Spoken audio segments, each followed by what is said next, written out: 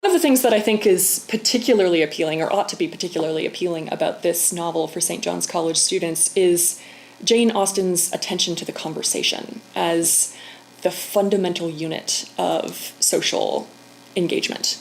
And she thinks deeply about how we build a social space out of our conversations with each other, and how we position ourselves relative to another person in how we engage them in conversation. And so it turns out that being a bad conversationalist can actually signal some very worrying things about you.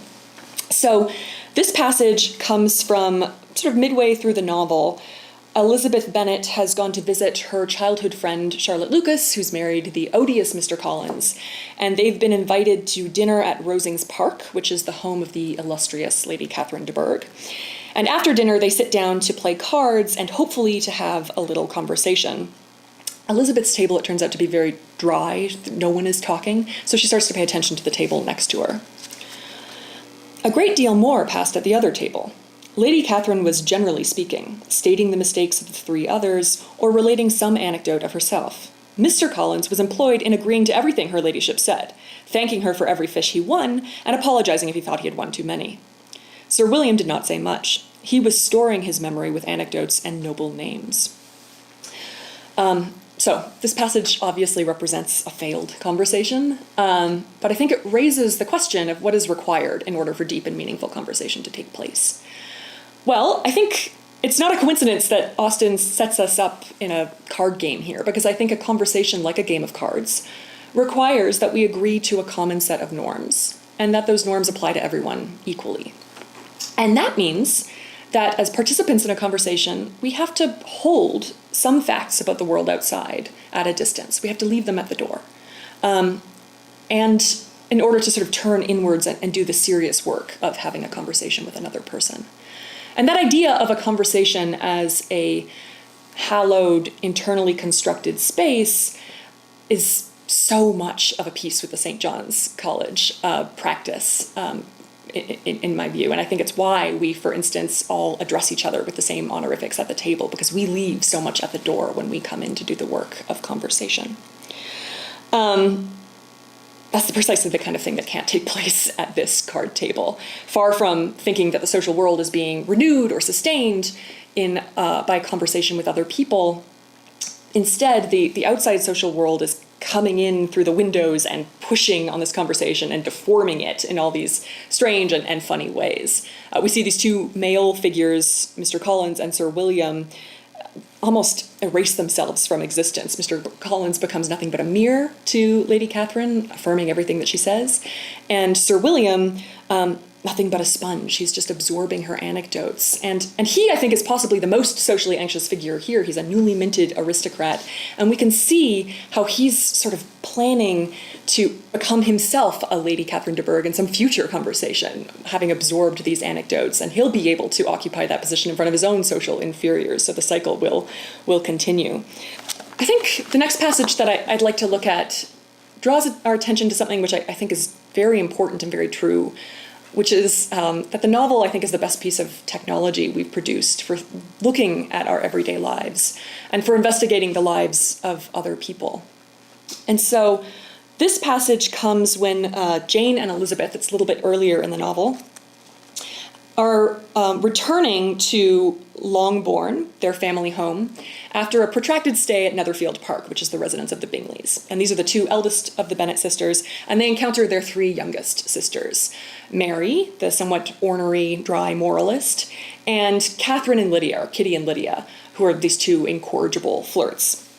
They found Mary, as usual, deep in the study of the thoroughbase and human nature, and had some new extracts to admire, and some new observations of threadbare morality to listen to. Catherine and Lydia had information for them of a different sort. Much had been done, and much had been said in the regiment since the preceding Wednesday. Several of the officers had dined lately with their uncle. A private had been flogged, and it had actually been hinted at that Colonel Forster was going to be married. So, there are two things that I want to attend to here. The first is this description of Mary.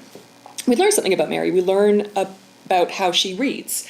So Mary reads the great books, And then she cherry picks her favorite parts and she excerpts them, which is a very common 19th century practice, actually, to make sort of excerpted commonplace books. And then she uses her excerpts to sort of wield moral advice at other people. Then I want to pay attention to Catherine and Lydia's report, which we get in the form of this list.